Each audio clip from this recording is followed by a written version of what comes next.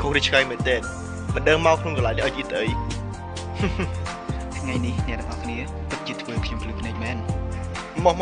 ញ៉ាំស្រាវិញបាច់ពលវាក្នុងកែវភ្នែកអ្នកទាំងអស់គ្នាមាសប្រាក់សំខាន់ខ្លាំងមែនទេថ្ងៃនេះអ្នកទាំងអស់គ្នាធ្វើអញ្ចឹងខ្ញុំចំពោះខ្ញុំគឺអត់អីទេតែអ្នកទាំងអស់គ្នាត្រូវដឹងថាមនុស្សមិនអាចមើលងាយមនុស្សទេយេបានល្អយេពាក្យមានន័យល្អតាក់សមជំទាវខ្ញុំអូ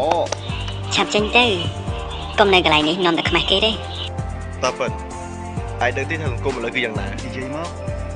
ខ្ញុំចង់ស្ដាប់អញ្ចឹងថ្ងៃនេះខ្ញុំរៀនឯងគ្មានលុយគ្មានអំណាចគ្មានអ្នកណាស្ម័គ្រចិត្តធ្វើមិត្តភក្តិឯងទេអ្នកណាស្ម័គ្រចិត្តធ្វើមិត្តរូបខ្លួនឯងបងប្អូនគ្នាជុំនិយាយត្រូវអត់មែនតើបងវាយនិយាយត្រូវកិត្តិយសរបស់មនុស្សគឺគេយកលុយមកបដូរនិយាយបានល្អមកហូបអពេលនេះធ្វើខ្ញុំសប្បាយចិត្តណាស់លេខាតែគិតលឿចេះបងវាយមកហូបថ្ងៃនេះមិនត្រូវឲ្យបងចេញលុយ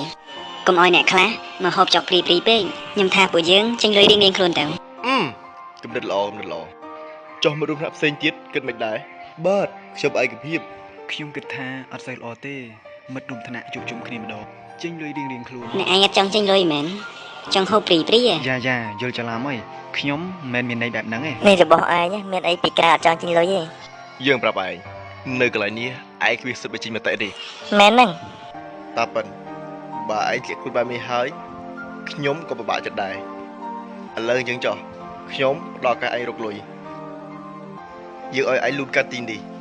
លូនម្ដងបាន 20,000 យួនឯងលូនទៅម្ដង 20,000 យួន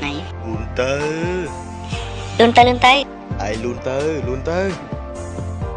មកលូនមកលឿនមកអ្នកឯងគិតថាខ្លួនឯងមានលុយច្រើនមែនជឿអត់ថាខ្ញុំអាចឲ្យអ្នកឯងបាត់បង់គ្រប់ចាស់ឯងងងមែននេះជាឱកាសរលុយខ្ញុំល្ងងអ្នករាល់គ្នាគិតថាមានលុយអាចធ្វើអីបានតាមពើចិត្តមែនត្រូវឯងនិយាយត្រូវហើយឯងនេះស្រាញចង់ផឹកសាវិន័យឯង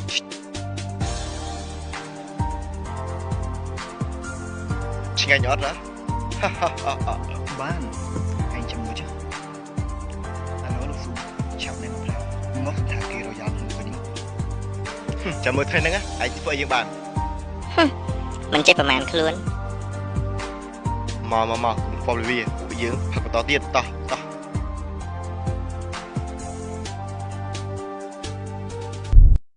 លោកតកែលោកមកមិនបានចេះឆ្ងាយលោកកេតនាយកមានកាត់អីអត់គាត់គឺជាក្រែងឯងតែចង់ជួបលោកអគ្គនាយកគាត់នេះហើយគឺជាអគ្គនាយកក្រុមហ៊ុនយើង